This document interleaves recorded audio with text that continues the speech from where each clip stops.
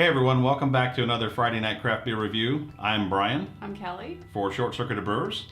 And before we get started tonight, I wanted to kind of give a shout out to all of our recent subscribers and some of the breweries that have actually commented on our reviews. So we really appreciate all the feedback we've gotten on Twitter and comments on our videos. So tonight we're going to review a beer that is in a small suburb of Cincinnati, and that is Lockland.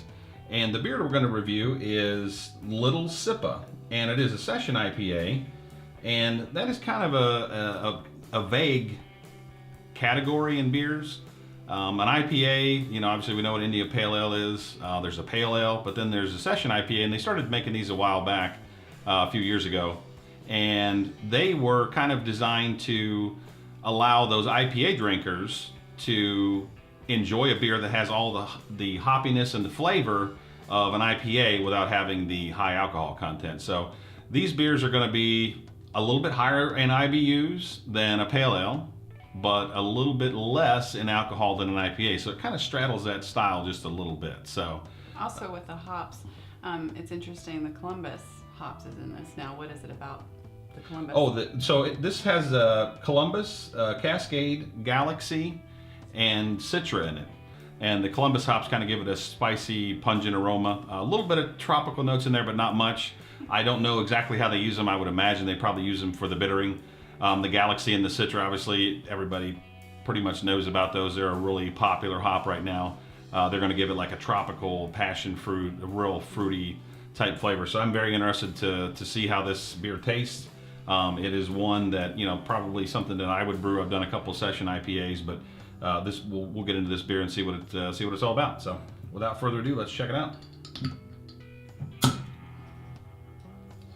And interestingly enough, this is brewed, from what I could tell, it was brewed with just 2 row. So you're going to have a really, really straw color to it. About 2.9 on the SRM, if you know what that is. It's kind of a color scale rating for beers. Like yeah, exactly. I mean, it's anything made from just straight 2 row is going to have a pretty transparent look to it.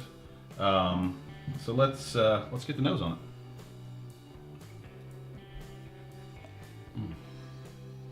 Yeah, right away I'm getting the Columbus right away. I'm getting kind of that pungent smell to it. You know, normally Citra is kind of up front, but I'm kind of smelling that pungent smell right now. So let's see what it tastes like. Cheers. Bubbly. Oh my, yeah, that's a pint. Definitely has a good amount of bitterness to it.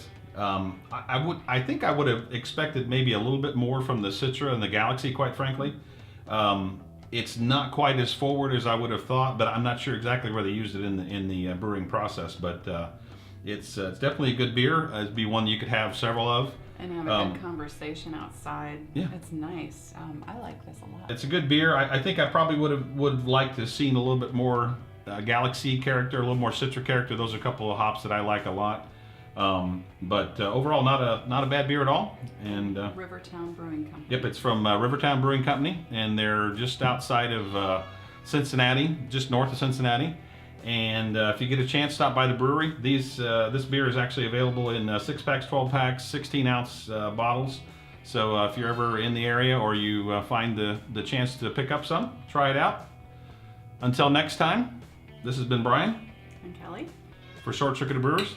Have a beer. The weekend is here. Special salute to the cat interrupting our video tonight. That's awesome. We'll see you. A thanks to